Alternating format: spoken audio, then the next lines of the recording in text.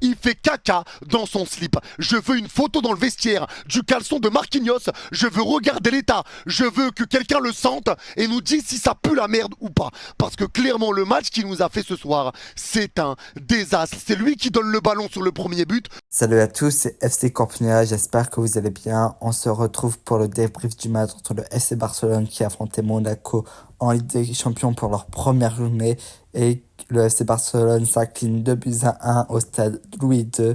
Première défaite du FC Barcelone cette saison alors que le Barça avait très bien commencé cette saison en Ligue des Champions. Ça commence très mal avec une défaite qui est vraiment monumental. Le Barça a été pitoyable sur ce match.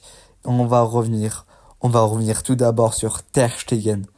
Alors Ter Stegen, je commence à être fatigué. J'en ai marre plus qu'assez. Les fans du Barça en ont marre. Chaque match, Ter Stegen fait une boulette.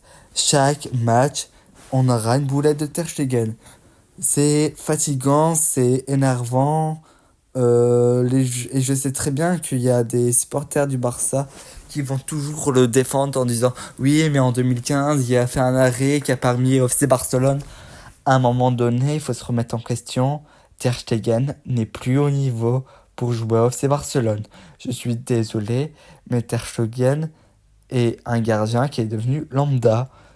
Il est pas normal dans un club comme le FC Barcelone, tu fasses des boulettes à chaque match. Je l'ai dit dans mon avant-match pour Monaco, la première chose que je veux de Ter Stegen, c'est qu'il ne fasse pas de boulettes. Et bim, sur ce match, il fait une boulette. Première 10 minutes de jeu, nous avons Ter Stegen qui fait une passe à Eric Garcia dans l'axe. Évidemment, Eric Garcia en plus était pressé. Du coup, paire de balles, Eric Garcia qui fait faute et carton rouge d'Eric Garcia derrière. Alors que Ter Stegen avait d'autres solutions sur le côté. Il a choisi l'axe trop dangereux, sa passe est trop dangereux. Il est quasiment 95%, c'est la faute de Ter Stegen. C'est pas normal à ce haut niveau de faire ce genre de choses. Ça commence à être fatigant. J'en ai marre. Alors oui, il a fait quelques arrêts sur le match. Mais sinon, son match a été mauvais. Des mauvaises relances aussi. Et en fait, c'est chiant parce que c'est toujours répétitif. Il y a toujours les mêmes erreurs. Et en fait, le Barça, en Ligue des Champions, font les mêmes erreurs. Bizarrement, l'année dernière, le dernier match de Ligue des Champions, c'était face à Paris, où il y a eu carton rouge tôt d'Araujo. Et là, c'est pareil, carton rouge d'Eric Garcia tôt, 10e minute, qui a fait qu'ensuite, Monaco était plus dangereux, surtout que sur le début de match. Sur les 10 premières minutes, Monaco était vraiment supérieur au Barça. Et c'est pas une bêtise, Monaco avait créé du danger et c'est normal aussi que le carton rouge vienne. C'est qu'ils étaient plus impactants. Le Barça était pas dans ce match. Beaucoup perdent de balles, etc. C'était vraiment fatigant. L'ouverture de score a été méritée. Et ce carton rouge, ils l'ont procuré parce que voilà, ils ont été plus dangereux. Et c'était sûr, le Barça n'arrivait pas pendant ces 11 contre 11, le Barça n'arrivait pas. Le Barça était je vais pas dire en souffrance, mais avait du mal. Pedri perdait des ballons, etc. Euh, le Barça ne créait pas beaucoup de jeux et Monaco s'est procuré les meilleures occasions du match. Évidemment, à 10 contre 11, Monaco va ouvrir le score à la 11e minute. Et voilà, et c'est mérité. De toute façon, la victoire est méritée, on peut rien dire. Et de toute façon, là, les 8 premières places, ça risque d'être compliqué. Je pense que le Barça va réussir à se qualifier, mais s'il se qualifie pas, ça serait une erreur professionnelle, comme je le dis. Mais bon, je pense que quand même le Barça va réussir à se qualifier au moins entre la 9e et la 24e place. On a un peu de chance quand même que beaucoup de matchs a eu de matchs nuls. Nous avons Atalanta Arsenal qui a match nul, City qui a fait match nul face à l'Inter. Il y a beaucoup d'équipes qui ont un point. Bon, il y en a aussi beaucoup qui ont 3 points, mais ça fait que pour l'instant le Barça est entre la 22e et la 24e place, je crois. Je sais plus exactement, mais pour l'instant ils sont encore barragistes. Mais voilà, j'ai l'impression que dès qu'on est en Ligue des Champions, le Barça n'est plus le Barça. c'est pas normal d'être aussi mauvais en Ligue des Champions. Ils sont traumatisés, ça se voit, c'est pas... Ça se voit qu'ils sont traumatisés. Comment ça se fait qu'ils font un début de saison en championnat incroyable et direct Ligue des Champions ça sonne, ils n'arrivent pas à 11 contre 11, ils ont galéré. Alors évidemment à 10 contre 11 c'était encore plus dur, hein. Monaco a dominé le match, hein.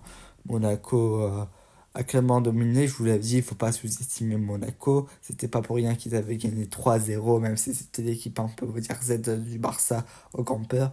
Mais Monaco était super, euh, était beaucoup meilleure et était vraiment dominatrice. Le Barça n'a pas réussi. Alors oui, à 10 contre 11, c'est toujours un peu plus compliqué, mais on peut pas trouver d'excuses. C'est pas la première fois que des équipes sont à 10 contre 11 pendant longtemps, et pourtant il y a plein d'équipes à 10 contre 11 qui ont déjà gagné. Je vais prendre un exemple récent, Espagne-Suisse. Alors certes, l'Espagne ouvre le score, mais à la ouais, 20e minute, l'Espagne ont un carton rouge et le lendemain, et ils gagnent quand même le match 4 buts à 1.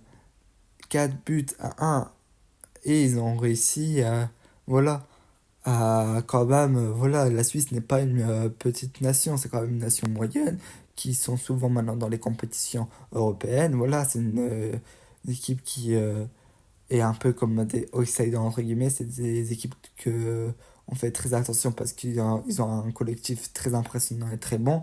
Mais voilà, euh, c'est pas la première fois que des équipes peuvent gagner 10 contre 11. Alors c'est vrai que c'est plus compliqué, mais voilà, là ils ont été souvent dominés du début jusqu'à la fin.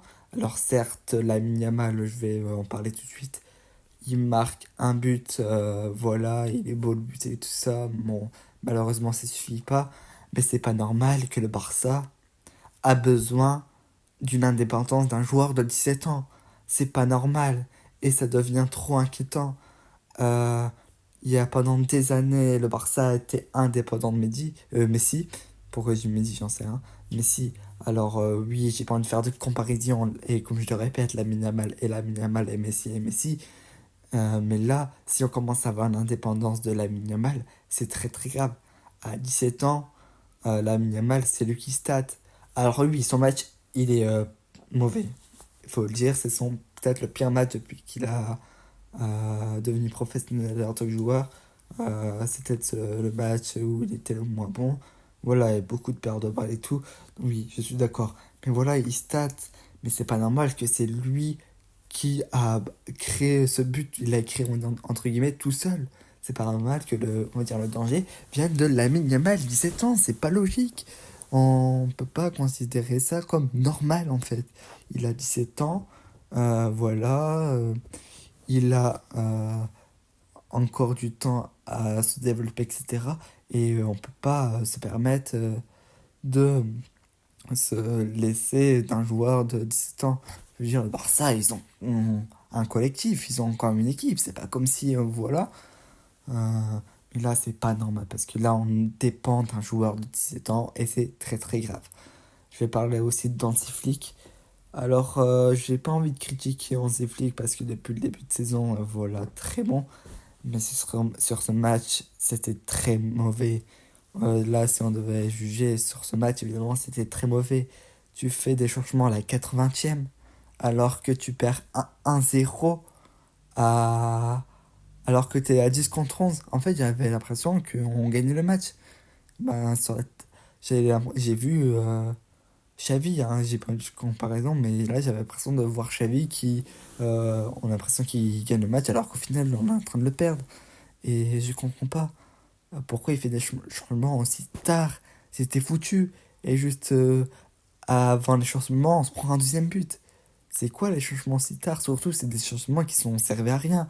Ferran Torres qui rentre, tu fais sortir Koubarsi, je crois, tu fais sortir Baldé. Non, Baldé, il sort pas, tu fais rentrer Hector Martin, tu fais rentrer Pablo Torre, bon, Pablo Torre, voilà. Ansu Fati, il rentre à la 87e, tu veux qu'il fasse quoi? J'avais l'impression que voilà, euh, Hansi Flick avait donné les armes et que voilà, il savait que c'était mort et c'est pour ça qu'il a fait ces changements tard. Mais voilà, euh, t'as quand même un effectif, un banc correct. Pour l'instant, c'est pas le meilleur, surtout aussi à cause des blessés.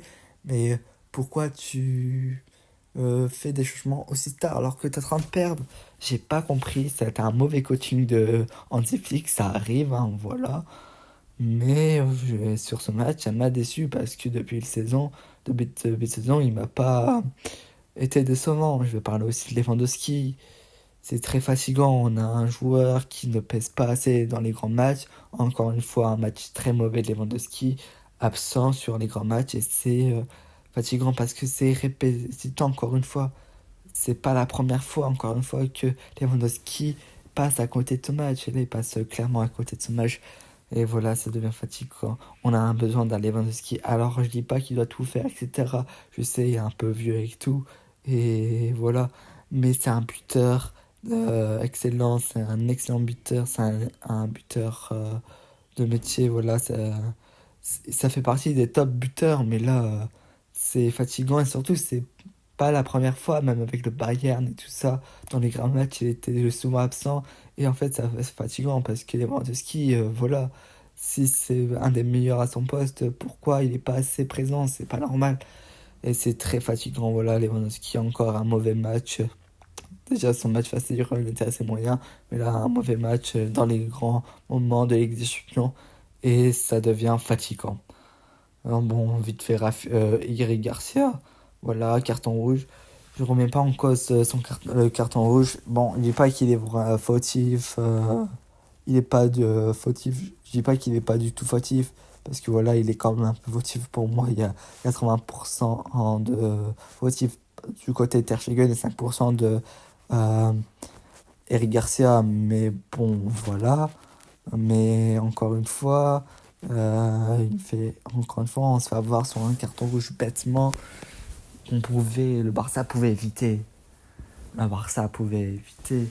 Euh, voilà, alors que oui, le Barça a l'effectif. Je pense que le Barça est supérieur à l'effectif, mais encore une fois, le papier et le terrain, c'est différent.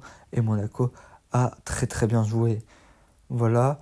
Je voulais parler aussi vite fait, c'est que on a quand même vu que des moments que le Barça avait des joueurs qui pouvaient euh, venir et faire un peu la différence à la 10 contre 11. On a vu des Pedri, des Lamine Yamal, des petits passages, mais ça n'a pas suffi. Rafinha qui avait l'occasion de pouvoir avoir un 3 contre 1, il la loupe. Rafinha a fait un très mauvais match comme l'équipe entière. Baldé à un moment donné aurait pu avoir le Barça aurait pu prendre l'avantage. À un moment donné, il y a une action où le gardien touche la balle, ça va sur Baldé, Baldé qui tire sur le but, il est vite, hein, la cage est vite. Baldé qui arrive à tirer sur Lewandowski, il se mêle avec eux, il se gêne avec Lewandowski, qui fait que ça part en sortie de but. Voilà, le Barça pouvait mener au score. Je sais pas si ça aurait été différent si le Barça aurait mené au score, mais voilà. Et même le deuxième but, il n'y a pas d'alignement, voilà. Pas sans profondeur, aucun défenseur est aligné, voilà, tout seul. Et voilà, c'est fatigant. Le Barça a ses démons en Ligue des Champions. Et si ça continue comme ça va être très compliqué. On a quand même pas un groupe facile, on a quand même de bonnes équipes. Mais Monaco, c'était abordable, sans critiquer encore une fois et sans sous-estimer. Je veux dire, c'était pas non plus la meilleure équipe. Voilà, je veux dire, tu vas affronter des Bayern, des euh, Dortmund, des Benfica, on sait que ça va être très compliqué. Euh, des Atalanta a dominé Arsenal. Je veux dire, en soi, tu avais quand même des équipes pour moi qui sont plus fortes que Monaco. Monaco était prenable, surtout qu'à Louis II, sans manquer de respect au stade. Bah voilà, c'est un stade où il y a peu de supporters, voilà, l'ambiance n'est pas fou.